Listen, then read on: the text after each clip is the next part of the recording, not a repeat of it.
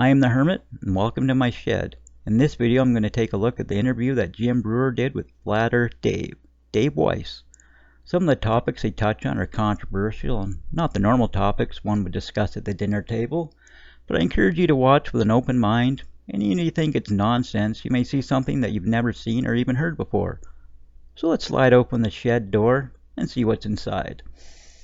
1927, Universal Pictures came out with the spinning globe as their logo, and no one had been to space to see what the Earth was until 1972 when the first photo was taken, and it happens to match perfectly.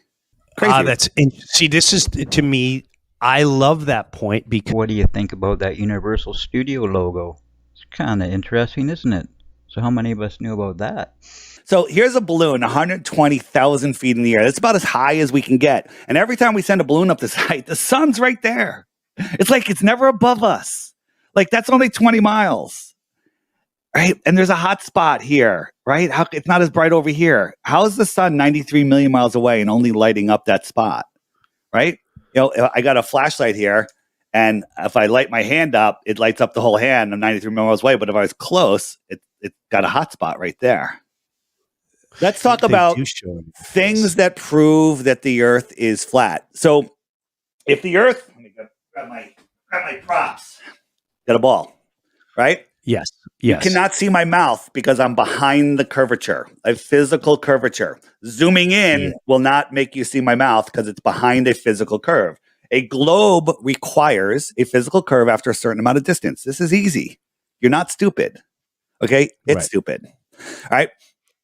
So I like that shirt. I'm getting that shirt. So on a globe the size that they tell us it is, with the radius that they tell us, at 3 miles, there's 6 feet of curvature. That means if I'm standing at the edge of a perfectly calm ocean, I can't see the surface of the water beyond 3 miles. That's how much it is. That's what they say. They say the Earth is too big to see the curvature, but their math says it's 6 feet of drop at just 3 miles. I don't know if I've been. You haven't seen that alone because the Earth is flat, right? No, I know that because if I could stand there in Long Island, there's times when I would at the beach and I could see Connecticut. I'm in Connecticut. I could see people sitting on the beach over at Eaton's Neck. Okay, it's like 7 miles away, right? And there would be like 15, 20 feet below the curve. I can see them with my camera right above the water. So, all right. So one of the other things, what about boats over the horizon? So we're looking out here. We see the horizon. We think this is Earth curve because that's what we've been told to. But everything merges together. The tops and the ground merge together. The sides come together, and the back comes to the front. People don't even realize that. But as we zoom in here, we're zooming in, and we're taking our angle, and we're increasing our optical size. And as we increase, all of a sudden we realize, oh look, there is a boat there. Right? There is a boat there.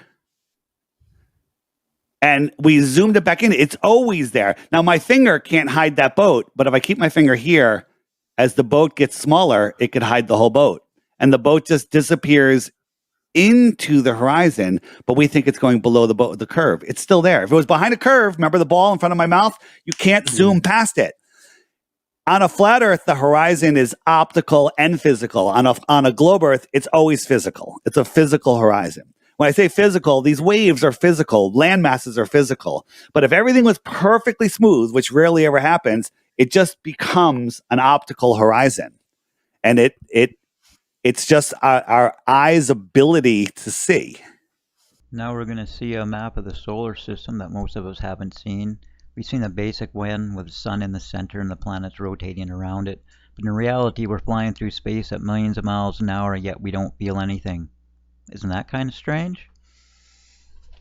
You look at a little kid, he's out there playing in the playground. He knows that the playground is not spinning and whirling and twirling, right? He sees the sky, the sun and the stars and the moon move across the sky. He sees that, but then he goes to school and they go, oh, no. They're not moving. You're spinning, right? You're spinning and whirling and twirling and chasing the speeds, right? We're spinning at 1,000 miles an hour. So when you watch the sunset, beautiful sunset, you're down at the beach, right, Jim? You're in Florida watching the sunset, and the sun isn't just moving away like it appears and sinking into the horizon.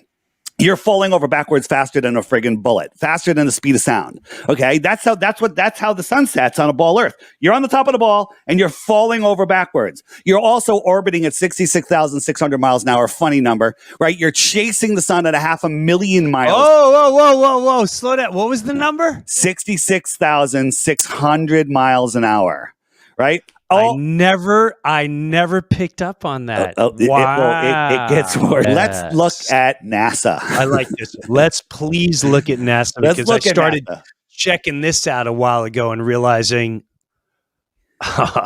there's a lot of funky stuff going on. Who are the founders of NASA? We got Ronald Hubbard, right? Ron Hubbard, founder of Scientology. Walt Disney, a cartoon producer.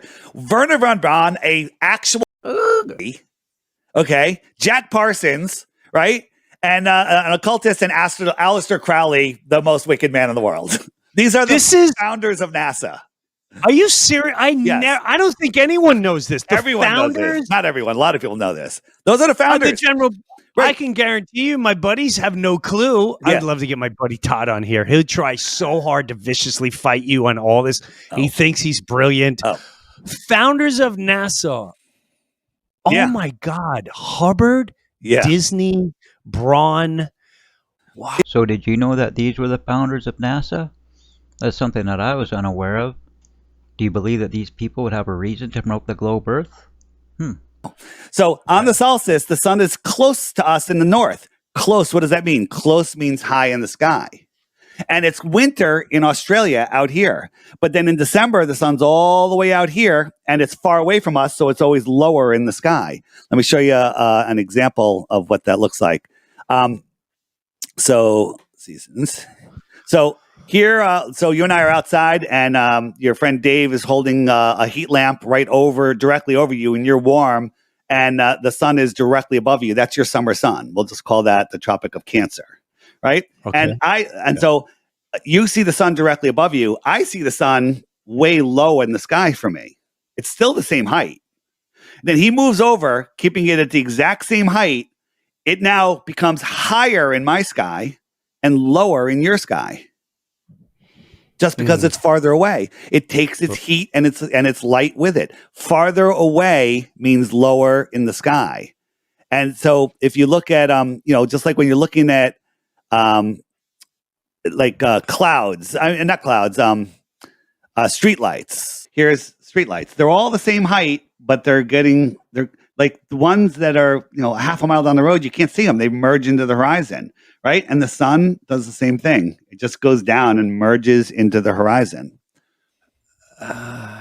Yeah, to me that makes a lot of sense too, because I've done that just in my house, the light alone. But these are all the things. This is all. It's fascinating to me. It takes. Just go ahead. All right, so out here, this is in Illusia, France, and we're looking out 175 miles away is Mount Canigou. At that height, using globe math, the top of the mountain should be over a half a mile, nearly a mile below the curve. And guess what? You can't see it. But remember how the sun migrates in between the two tropics? Twice a year, it lines up between the observer and that mountain. And as the sun moves away, gets lower, let me speed it up here, it goes beyond the mountain and it backlights it. So here is the top of the mountain. The top should be over a half a mile below the curve. But it's all there. Now, the globe argument is, the sun already set and the mountain already was below the curve. It's just refracting up. So the sunlight is refracting up through the atmosphere to fool you, to think it's still up. And then the dark mountain is refracting up and blocking the refracted sunlight. You're not stupid. It's stupid. Okay? It's so stupid. It's so stupid. You know what? You know how since 2020, comedy kind of has been writing itself for you, right? Oh, dude. It's been the greatest. And I never thought I'd be talking about the things. I'm just being honest. I never saw myself going in the direction I'm going. And the heliocentric is endless. Heliocentric, globe model is literally a comedy. It's all comedy. There's so much. I got some really funny things coming up. One last thing on distances. Here is from a mountain. And it's hard to see, but all these mountains are identified back here over 700 miles away. 700 miles away. There's 50 miles of missing curvature. The tops of those mountains should be over 50 miles below the curve. And these mountains over here, which are unidentified, are even farther, right? 50 miles of curvature is missing. Remember my mouth behind the ball? Yes. It popped up 50 miles and it's all coming up on this straight line here. Why are all these mountains visible? You know what mainstream science says about this one? They won't even comment on it. They can't. They just pretend it doesn't exist. Dave, come on now. Trust the science. Here's a new one. Check this out. I got a compass here. I have a magnet at the center. That's where the North Pole is. And I'm pushing the compass west. But I have to keep turning west because my compass always has to point towards the center. So west will bring me right around the Earth, right back to where I was, right? East will do the same thing right around because the compass is always going to point towards the north.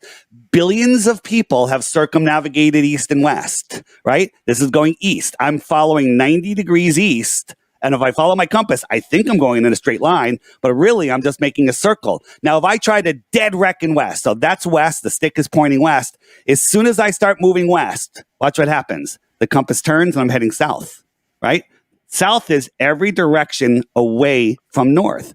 0 people have ever gone south and then come back to the north. You can go south to the north and then to the south, but you'll never come back north again. No one's ever done it. It's weird. It's weird because the controllers did a fantastic job. They made it so flat Earth is something that you can't even question, don't have any interesting questioning. And, and nobody wants to go to the South Pole or the North Pole because we're all programmed with National Geographic shows showing the guys going to the North Pole, freezing their butts off. They're running out of food. They're eating their dogs, right? Then they get there and it's dark and cold and there's nothing there. That is to program you. So you never say, I want to go to the North. I think there's lots of interesting stuff in the North and more interesting stuff in the South. Bro,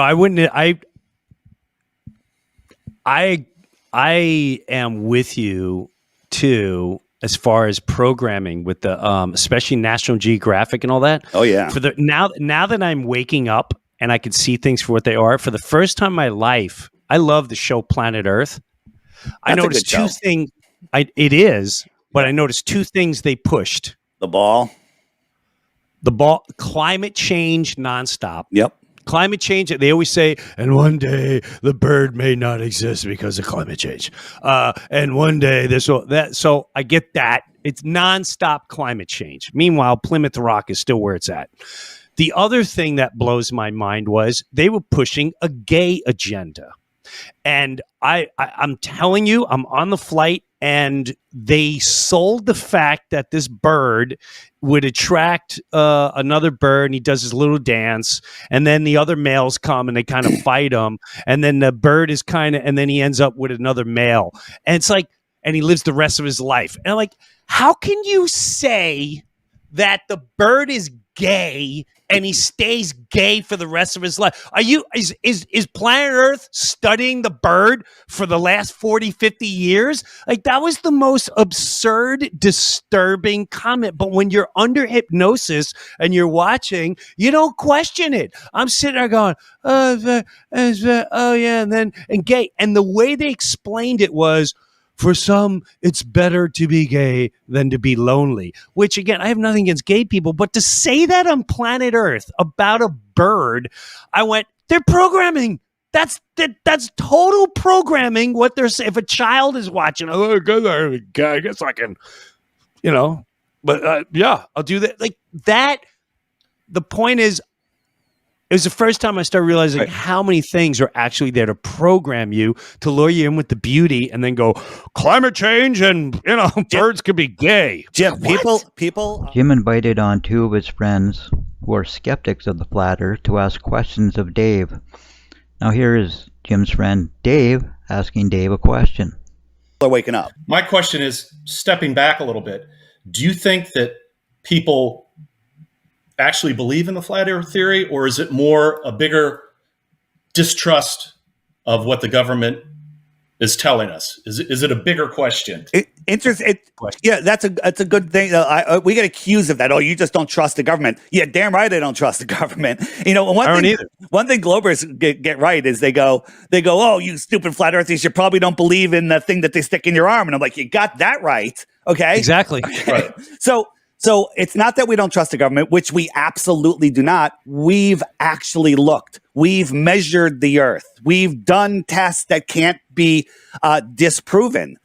We've shown that there is no curvature, that there is no motion. Every major scientific test for axial rotation, means the spinning of the earth, or to measure curvature, has failed and proven the opposite. Except if you watch Netflix, you'll watch a show and they're like, oh, the laser experiment proved that the earth is flat, and the gyro experiment proved that we're spinning. They edited it. It's a hit piece. And if they showed you the rest of it, it actually proved the opposite. Year two, most people, by design, they got to work, they got families, they got responsibilities, you got very little time, you need some off time. No one wants to take the time to go look and find out that everything they've been taught is a lie. It's like people just rather not look. I have good friends that just will not look. That's okay. That's their journey. Right? If you want to know the truth, you have to look. Here's the thing. Nobody leaves flat earth. It sounds like a cult. It's not a cult. Nobody leaves because once you see it, you can't unsee it. You made it this far, you're probably wondering to yourself, what's the point? Why do we have to have a flat earth? Why isn't it globe? Why is it flat?